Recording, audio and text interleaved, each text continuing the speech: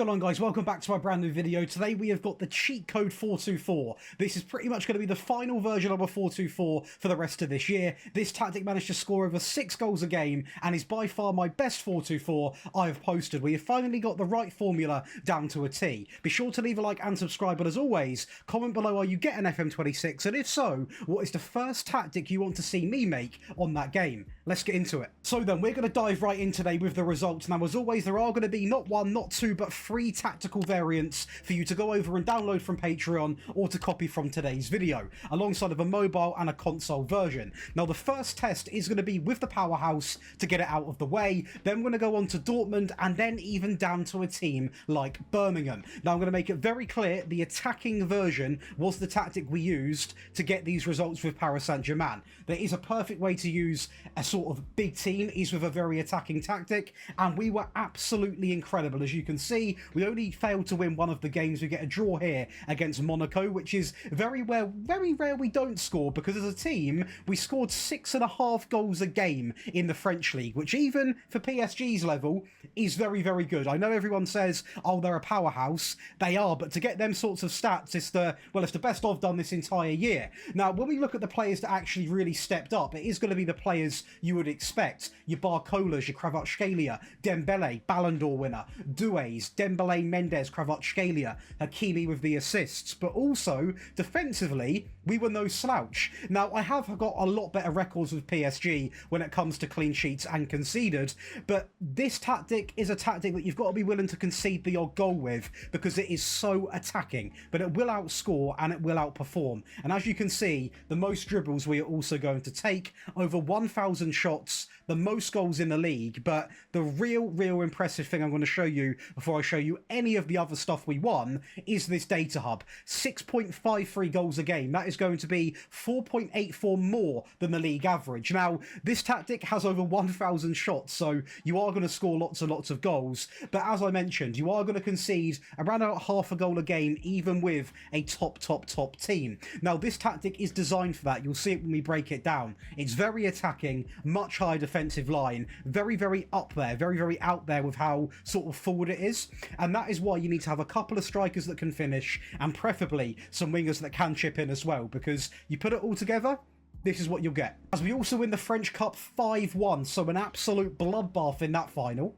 The Trophée des Champions, we also got to win 5-3 over Marseille, so can't really complain about that. And just to show you we can do it against the big teams, Real Madrid, the whole game played on that attacking version. Champions League final, a bit of a gift there to be honest, but I'm going to take it. It's a 1-0 advantage inside of 5 minutes, and the second half is where we really come alive. Doué into Mendes, into Kvaratskhelia, into Hakimi, little take on there, through the legs, and it's actually a great individual goal from him, so got to give him credit where it is due. And the final goal is going to come in with just a great, I mean, I was going to say a great bit of pressing, but they didn't really need to make this error, but it's a poor pass, and Real Madrid just, they're not at the races. But that finalises a very strong season, winning everything we physically could and putting up some ridiculous stat lines across the board. So let's go and talk tactics, and then we'll break down how we done with Dortmund, that was a complete default test, and Birmingham, that was also a complete default test, mixed with a bit of attacking and defensive version. So then, over to your favourite part of the video, that is going to be the tactic breakdown. If you are enjoying, be sure to leave a like and subscribe. And as always, if you are interested in getting all 3 of today's tactics and all of these wonderful perks, I have just announced 5 new perks coming for FM26. There is currently 40% off until the beta drops. So if you want to get all of the best tactics this year, but also right when FM26 comes out, daily tactic content, make sure you are subscribing and going over, check out the Patreon, because we have got 5 new perks that only the Patrons know about, and they're pretty special. But let's go on and talk about this tactic right now. So the first thing you want to do is create your own style, and because it is going to be a 4-2-4, there's actually not a 4-2-4 on there. We're going to select a 4-4-2, and we will simply drag the players up like this and drag these 2 midfielders down here. Of course, the tactic screenshots have been announced for FM26 already, so we're going to take full advantage of this, because the game looks a lot different when we go into next year's game. And the other change, of course, is going to attacking. Now, let me just explain what these cheat code tactics are. They are purely meta based, so you will be seeing a lot of tackle harder, a lot of the much higher defensive line. They're endgame tactics where people can just plug and play, dominate your mate in online saves, batter the AI, and just have a really good time, because the reality is we are coming to the end of this game, and finally FM26 is around the corner, and we're now just trying to see how bad is this AI actually, you know, how bad can you actually exploit the system? And with a 4-2-4, you can get quite far. Now, the goalkeeper is going to be a sweeper keeper on defend, with simply no custom instructions. Over the year, I've tinkered between defend and support, and to be honest, there's not really too much in it in terms of what's better than another, but I went with defend on this occasion because we are so forward thinking in every other area, so a limited risk. Where I can have it, I will have it. And that is why when we go to both of the ball-playing defenders, we are going to have 3 instructions, and even these are going to be quite confident. Mark tight, tackle harder, and also dribble more on the right-hand side. And to mirror that, meaning exactly the same, dribble more, mark tight, and also tackle harder. So from this whole year of tactic testing, whether it's Nap's tactics, creating my own tactics, tweaking your tactics, this is pretty common sense, right? Dribble more, tackle harder. They're the meta instructions for ball-playing defenders. And the refreshing thing is that I'm pretty sure next year a lot of the same stuff is going to work. So I'll be right on at finding out what works and what doesn't work for you guys to use back home. Now, again, a lot of research gone into this area as well. Over the entire year, I have differed from wingbacks to fullbacks, and especially in a system where you want consistent overlappings and, you know, you're playing with either inside forwards or inverted wingers, the fullbacks do come out on top from my experience, and both of these are going to be on attack, on take more risks, cross from the byline, dribble more, shoot less because I don't really want them having shots at goal, alongside of stay wider, close down more, and also we are going to go with tackle harder alongside of run wide. There it is. I couldn't see it for some reason. So there is going to be a lot of instructions, to the point where I am going to go over it again because there is about 7 instructions there. So the first instruction is going to be take more risks. The second, cross from byline. Next up, dribble more. Then we are going to run wide with the ball, shoot less often, stay wider, close down more, and also tackle harder. Now, these fullbacks will be responsible for picking up sometimes just as many assists as the actual inverted wingers we're going to use. So it is vital you have got good fullbacks for this system. Now, this is going to be the default version. The attacking version is going to be a lot more attacking. The defensive version, you can use less creative fullbacks on and still have a really good tactic. So whenever I release a tactic, and there's 3 versions, it's not for fun. I do it purely because then you can use it with any team. You just got to see what you've got in your team and then match that tactic with it. And don't worry, the 3 variants are going nowhere for FM26. In fact, when FM26 comes out, you're actually going to be getting 6 tactics a video, because there's 3 variants: in possession and out of possession. So there's going to be a lot of content coming from my page. So make sure you got the bell turned on. Now, going over to the rest of the team, on the right hand side we are going to be using a Segundo Volante on support, and he will simply be told to get forward and also tackle harder. And to partner him, and I'll explain it just a little bit here, is basically with this, you want this player to be on the same role on tackle harder, but you don't want him getting forwards as well. Now, we are going to tweak this in the attacking version, but to be honest with you, you don't really need to have both of them going forwards and being too crazy, because it can overcomplicate things. It can definitely make you too vulnerable, and at the end of the day, we had a lot of goal output, even the default version, without having both of these sets to really attacking. Going over to the right hand side, we are going to use an inverted winger, and also on the left hand side we are going to use exactly the same, both on support, both on the same instructions. But again, there is going to be a lot, so let's lock in. Number 1, get forwards. We are then going to roam from position, sit narrow, close down more, tackle harder, and mark position. The right will mark the D in brackets L, and the left, we're going to go over it again. First things first is, of course, marking the D in brackets R. We are then going to do it in reverse, so we definitely go through them. Tackle harder alongside of close down more, sitting narrow, absolutely vital, roaming, and also getting further forward. So it is going to be a mirrored left and right hand side when it comes to the wings and also the fullbacks. And lastly, we are going to have a default advanced forward and a default pressing forward set to attack. Now, I did run a few private tests for an early access with my viewer, and he was asking, can you use a target forward? And yes, you can. You can have a target forward opposed to the pressing forward if you've got someone who's a little bit better in the air, and it still will work really, really well. In possession, we are going to go down by 1 to fairly narrow. Pass into the space, vital. Low crosses, by far the best broken thing this year. Focus down the left and the right hand side. A higher tempo is going to be of choice. Shorter passing directness, and also run at defence is going to be selected. In transition, it is going to be a top 3 lockout of counter press, counter and distribute quickly while playing to the centre backs, so pretty simple.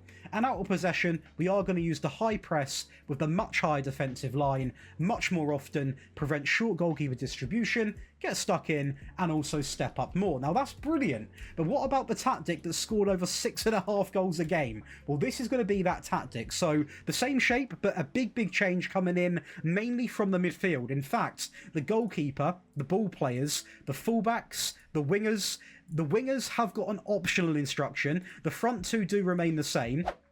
We'll first discuss the actual guaranteed change. So that is going to be the additional Volante set to attack. So he's going to be a big addition to that midfield. You can see him physically further pushed up. Now, when I was talking about you need wide players that can shoot, PSG have that, right? Dembele, Kvaratskhelia, 2 very good players when it comes to putting the ball in the back of the net. If you've not got players that can finish, I would not recommend having this instruction on, which is why I will advertise this tactic as having one needed change, being the Volante on attack. This is optional. I ran it, so I'm going to make it very clear. I had both of these on shoot more often, but please pay attention to your players' attributes. In possession, we are going to go back down to fairly narrow. Low crosses, no reason to change it at all. Pass into the space is going to be selected. The double up of run at defence and be more expressive. The tempo, no reason to change it, as is the passing, but we can go a little bit more out there on this one and actually add overlapping runs while focusing down the left and the right hand side.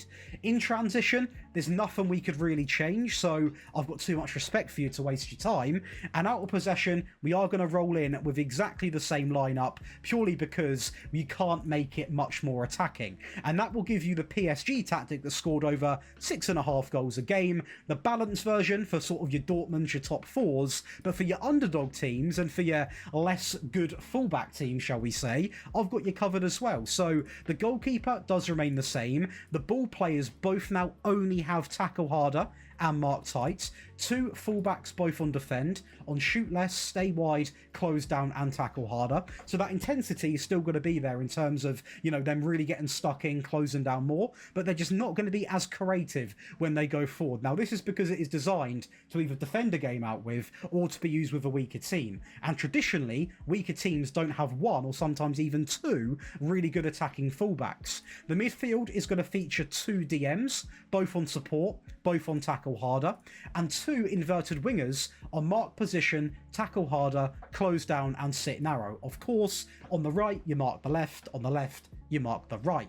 And the 2 strikers, they are also going to remain unchanged. We also drop down to positive. Again, this tactic will never be a negative cautious tactic, but this is definitely a lot more reserved. You'll be seeing that and how it sort of forms pretty much right away in this tab alone. So the width does remain the same, low crosses remain the same, pass into the space remains the same, this remains the same. Now it changes. So the tempo goes down by 1. The directness goes up by 1. We're going to play for the set pieces. If you're wasting time and you're defending sort of towards the end of the game, have time wasting on. If you're using this from minute 1, don't time waste from minute 1. So that is completely optional, and we are also going to run at defence. In transition, we are now going to regroup and then counter, while slowing the pace down and distributing to the entire backline. Now you might be thinking, why slow pace down? Again, it's designed for smaller teams. Goalkeepers typically don't have as good passing decisions, shall we say, when you're playing as a smaller team. So this is something you could remove if you're just using this to waste time mid-game, if you've got a very good goalkeeper. But if you are playing as a Birmingham, not the best goalkeeper in the world, I like doing this because it's pretty risk-free. And out of possession, we are going to go in with that high press, the standard line, prevent short goalkeeper distribution, and also a maxed out trigger press to much more often. Looks good, doesn't it? But does it actually work? let's go see what we've done with Birmingham. Well, we absolutely cooked with Birmingham, even using the default tactic and merging it with the defensive one, which did win us an English trophy on top of this, which I'm going to tease. We had a great season, only losing one game in the entire championship. So, Birmingham, back up to the Prem. As we have a great time in the FA Cup, beating Leeds. Now, a little bit of luck to get to the final here, but we do get a 3-0 win done in that final, and what a season it is for Birmingham. Could it potentially got any better? Well, the answer is yes, because we play Leeds in the Carabao Cup. I have never seen two teams like this get to both finals, but I can tell you something, this is the perfect game to show you what this tactic means. You've got to be willing to concede goals with this tactic, because you will go and outscore. And I said 8 because we do score 8 goals in this Carabao Cup final, but it was not all done in back-to-back fashion, you know. It was tied 1-1 there. We are going to have a bit of a scrappy goal here from a set piece, but we do reclaim the lead and go 2-1 up. But this game was so dramatic. It was drama upon drama, and we were playing some pretty attacking football, and we actually find ourselves going 3-1 up inside of 26 minutes. So a very, very, very dramatic game, and from both sides at the end of the day as well. Taking on players for fun, confidence in the right back here, good inverted run there from Roberts, taking on his man, going through. It's a good challenge, but Stansfield is going to be there to make it 4-1, and the goals just kept coming and coming and coming, not only for us but also for them. And that is a weird thing to say with tactics, isn't it? Because you might be thinking, like, is it good for you to be, you know, happy about conceding? I'm not happy about conceding, but it does make up for some very, very entertaining viewing. And I'm not being funny, when we come out of a game with a 5-goal advantage, we can afford to concede 2 or 3 goals a game and still score 8. So I couldn't be happy with the performance. They get a little penalty here. I'm going to showcase the stats at the end of the game because it was a mental final. I mean, I can't remember a final like this in quite some time. We're talking about 11 goals from two teams that typically you wouldn't see in many English Cup finals in 2024 anyway, slash 2025, and we just kept scoring goals. I mean, what is this, our 7th or 8th goal? Roberts again had a big part to say in this game, taking on his man, a Rabana cross. And when you're pulling that out in a cup final, you know the players are confident in the tactic. And yeah, the goals keep coming. A little set piece in there from Doyle, bit of a dodgy clearance. We are going to have Fujimoto, I believe that's how you say that, go down the right, back inside, and Stansfield scoring. And the stats, yeah, I'm not going to say anything. Just have a look. And then the last test with Borussia Dortmund on that balanced version, where we come out and put on a really, really solid display. Pokal winners 8-1 over Leipzig. That was done using the entire attacking version because I wanted to try and really blitz that final, as we did. And the league, we only lose 1 game, which I guess is against Bayern. It is 4-3, but overall a really strong season from even Jude Bellingham, a great performance there, who I must admit I did lock in because he's a new player for the team. I want to see what he can do. And it was a really, really strong season. 4.47 on the balance version. So that is going to be the cheat code 424, which hopefully you have enjoyed. Be sure to leave a like and subscribe as always. Make sure you are going over to that Patreon and checking it out because there is currently 40% off and loads of stuff you can get. And for FM26, we're going to have the best and most realistic tactics right on the drop, and we're posting daily tactics at least for the first couple of months. So make sure you go and get involved because there is going to be 7 tactic videos a week, but then also there's going to be technically 9 tactic files because we post 2 a week that are Patreon exclusives. So make sure you go and get involved, and I'll be catching you in the next one.